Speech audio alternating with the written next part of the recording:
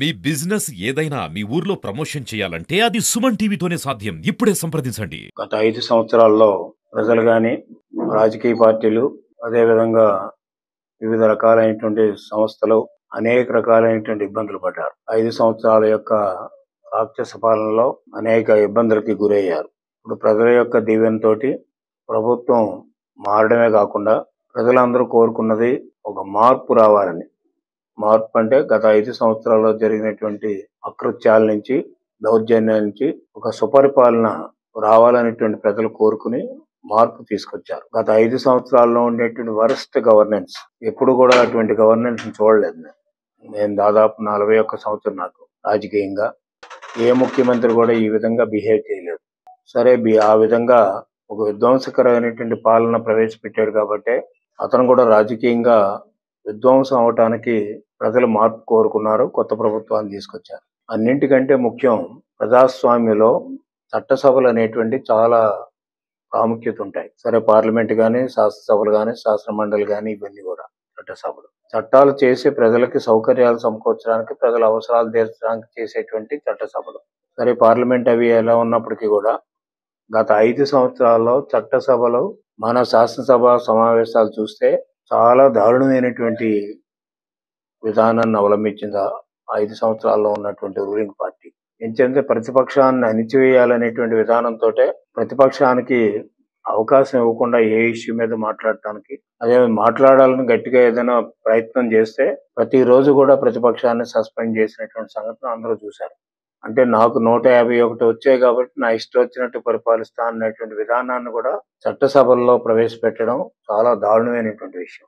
అసలు ప్రజాస్వామ్యం అంటేనే డిబేట్ చేయాలనేది దాని అర్థం.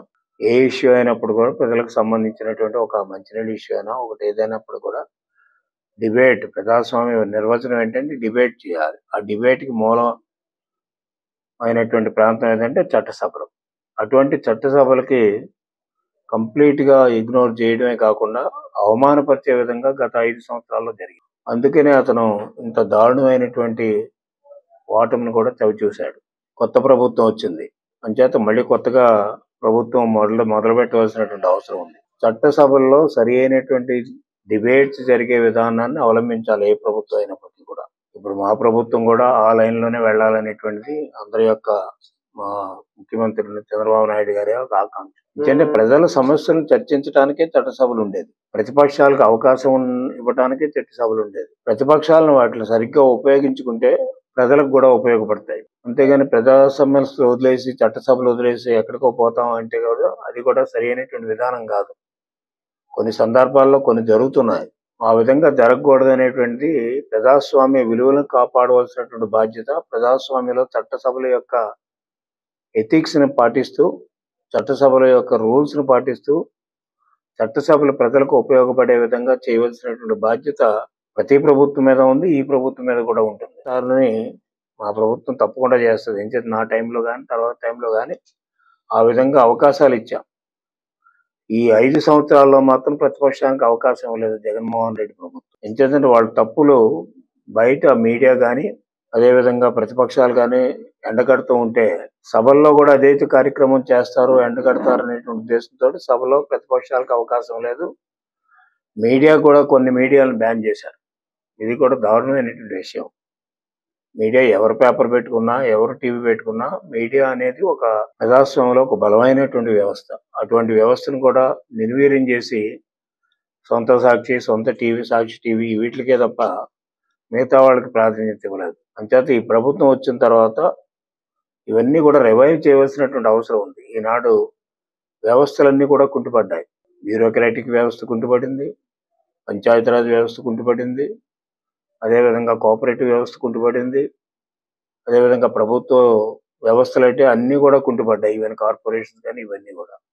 ఫస్ట్ మనం డెవలప్మెంట్ చేయాలనుకున్నప్పుడు, వెల్ఫేర్ చేయాలనుకున్నప్పుడు ఈ వ్యవస్థల్ని పునరుద్ధరించవలసినటువంటి అవసరం ఉంది. సరి అయినటువంటి గాడిలో పెట్టవలసినటువంటి అవసరం కూడా ఉంటుంది. ఆ దిశలోనే మా ప్రభుత్వం కూడా పనిచేస్తుంది.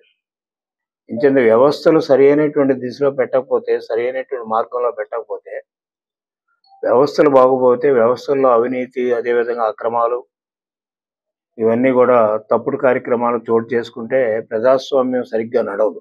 అంచేత మనకి మన రాజ్యాంగంలోనే చెక్స్ అండ్ బ్యాలెన్సెస్ పెట్టారు. ఎవరు ఎక్కడ ఏది చెప్పినప్పుడు ప్రభుత్వం ఎగ్జిక్యూటివ్ అథారిటీ గాని ఏదైనా నిర్ణయం తీసుకుంటే శాసనసభలో చెక్ చేయొచ్చు. శాసనసభ కూడా దాటిపోతే రాజ్యాంగానికి వ్యతిరేకంగా వెళ్తే మళ్ళీ కోర్టులు కూడా జ్యుడిషియరీ కూడా స్క్రూటినీ చేస్తారు. అంచేత ఎవ్రీ స్థాయిలో చెక్స్ అండ్ బ్యాలెన్స్ పెట్టారు ప్రజాస్వామ్యంలో. అంత పకడ్బందీగా మన రాజ్యాంగం రాస్తే ఆ రాజ్యాంగాన్ని కూడా మూలన పడేసినటువంటి జగన్మోహన్ రెడ్డి గారు. అంచేత ఇప్పుడు ఆయన ఏదో 11 సీట్లు గెలిచారా, ఎన్ని సీట్లు గెలిచారని కాదు, ప్రతిపక్ష రోల్ ప్లే చేయాలని కోరుకుంటాం ఎప్పుడు కూడా ప్రజాస్వామ్యం. నేనైతే పర్సనల్ గా ఎవరు ప్రతిపక్షం ఉన్నప్పుడు కూడా ప్రతిపక్షం పటిష్టంగా ఆ రోల్ ప్లే చేయాలి. చేసినప్పుడే ప్రజాస్వామ్యం కూడా పటిష్టంగా ఉంటుంది. ప్రజలు ఎన్నుకున్నది, ప్రతిపక్షంలో ఎన్నుకున్నది ఇళ్లతో పడుకోవడానికి కాదు, బాయ్కాట్ చేయడానికి కాదు. అంచేత చట్టసభకు వచ్చి వాళ్ళకు ఉండేటువంటి ఆలోచనల్ని ప్రజలకు చెప్పవలసినటువంటి అవసరం ఉంటుంది. ఆ విధంగా వివిధ రకాలైనటువంటి వ్యవస్థల్ని నాశనం చేశారు. ఆ వ్యవస్థల్ని పునరుద్ధరించాలి, ఎఫెక్టివ్గా మరి ఫంక్షన్ తీసుకోవాలి వాటిని.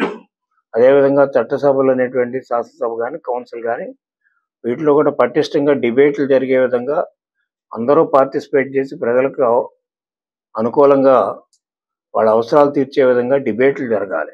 డిబేట్లు జరిగిన తర్వాత ప్రభుత్వం ఫైనల్ డెసిషన్ తీసుకుంటారు, దాంట్లో ఎవరికి అనుమానం ఉండదు. అంచేత శాసనసభ యొక్క పనితీరును కూడా మళ్ళీ రివైవ్ చేయవలసినటువంటి అవసరం ఈ ప్రభుత్వం మీద ప్రధానమైనటువంటి బాధ్యత ఉంది. పేదరిక నిర్మూలన పూర్తిగా కాలేదు కానీ అసమానతలు విపరీతంగా పెరిగాయి. దీనికి జగన్మోహన్ రెడ్డి ప్రభుత్వం 5 సంవత్సరాలు ప్రధానమైనటువంటి బాధ్యత వహించవలసినటువంటి అవసరం ఉంటుంది. ఇప్పుడు ఉన్నటువంటి ప్రభుత్వం ముందు చాలా సమస్యలు ఉన్నాయి. ఈ సమస్యల క్రైసిస్లు ఎక్కువ ఉన్నాయి. ఎంచేతంటే ఏది చూసినప్పుడు కూడా క్రైసిస్ లో ఉంది. అంచేత ఏంటంటే ఇప్పుడు ఒక గుడ్ గవర్నెన్స్ ఇచ్చేటువంటి బాధ్యత ఈ ప్రభుత్వానికి ఉందో ఆ విధంగానే ఇవ్వడానికి ఈ ప్రభుత్వం కూడా ప్రయత్నం చేస్తున్నారు. అంచేత గుడ్ గవర్నెన్స్ ఎప్పుడైతే వచ్చిందో మీకు పరిపాలన మంచి సుపరిపాలన వస్తే, ఎందుకంటే ఒక కమిటెడ్ నాయకత్వం వచ్చింది. ఇప్పుడు దోచుకునే నాయకత్వం పోయి కమిటెడ్ నాయకత్వం వచ్చింది.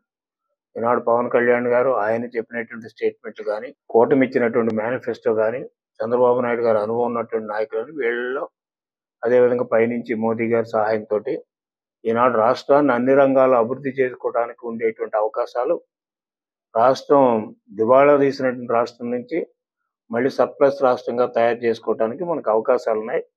ఆ విధంగా ఈ ప్రభుత్వం పనిచేయాలని కూడా సూచిస్తూ